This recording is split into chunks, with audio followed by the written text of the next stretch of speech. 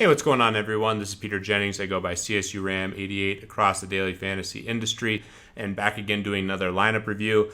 This one is especially tilting. I bubbled, and I was one of only 5 guys who had 5 of 6 make the cut, which was the max in this tournament. No one had 6 of 6 through, so looked like I was going to cash and then just ran bad on the weekend. But interesting team. Congrats to Asani for taking it down. I'll look at his team in a second.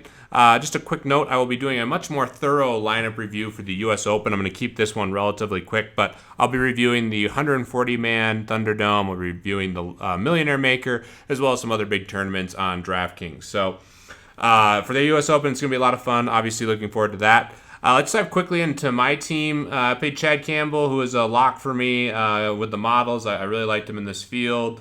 I decided the one big decision I had was going Koepka and Woodland versus Dustin Johnson and a 7K-ish type player.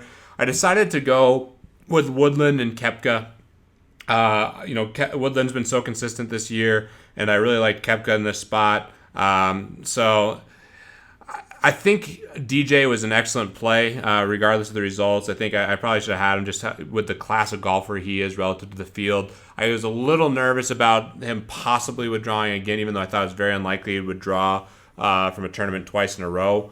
But there was just a little more risk with DJ, in my opinion, than normal, just given the U.S. Open was coming up this week. So maybe that was flawed thinking. I should have maybe gone with my gut a little bit more, that he would have never withdrawn twice from the same tournament, but certainly something that I was considering when making this Thunderdome team. Woodland, not too upset with him. I mean, he missed the cut, but it is what it is. The rest of the team I was very happy with. Campbell, I talked about. Koepka was a guy I had a lot of exposure to. I thought he was one of the really sharp plays. In the 300, I also played some Berger, so it worked out well in the high end. The cheap plays I went with everywhere were Swafford, Villegas, and Wagner. All 3 made the cut, which was great. Unfortunately, all of them just didn't play well on the weekend. But really, all 3 of them were a clutch on Friday for me, which gave me a lot of nice equity. So I thought that Swafford was underpriced. You'll hear Colin, our DFS PGA director here at Fantasy Labs. He's been bullish on Swafford and Wagner pretty much every week. He just thinks they're undervalued. So I was on them. I thought they made a lot of sense, and certainly happy that they did relatively well. Woodland, I mean, come on, you just get unlucky right there. He's made, coming into this tournament, 14 of 15 cuts. He's been extremely consistent, and it just didn't work out this week. The one thing that was working against him and Koepka a little bit is it's not a huge Bombers course, but I did like having some guys who could hit the ball in decent ways because the par 4s played pretty long. So this was the team I made. A lot of the explanations were on the podcast. Don't really have anything too groundbreaking here. It was kind of a tricky tournament because the field was so tough.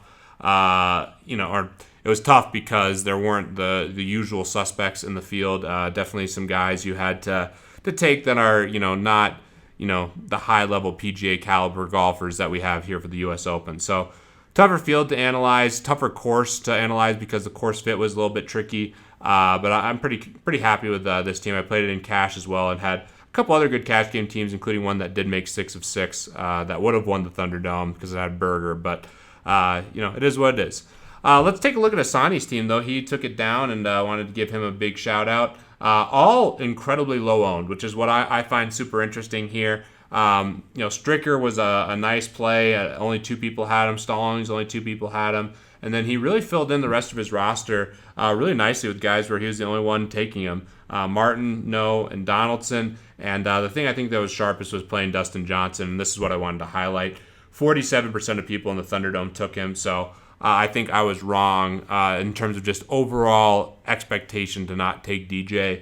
And that's one thing I think I'm going to continue to look at more is just when you have an absolute world-class golfer in a bad field, how often should you take him? And I'm thinking the answer is pretty much every time, especially if there's even decent value at the bottom to justify the roster construction. But I do think that these superstars, DJ, Day, Spieth, Rory, even Stenson playing in the Euro Tour and that Swedish Open or whatever, I think that those guys are really, really valuable to take when they're just clearly the class of the field. So congrats again to Asani. Hope to have a better result where I don't bubble in the Thunderdome this next week. And of course, hoping that Fantasy Lab subscribers go 2 for 2 and taking home the $1 million. We have another millionaire maker this week on DraftKings, so that's going to be exciting. And as always, looking forward to seeing more subs at the top of the leaderboard.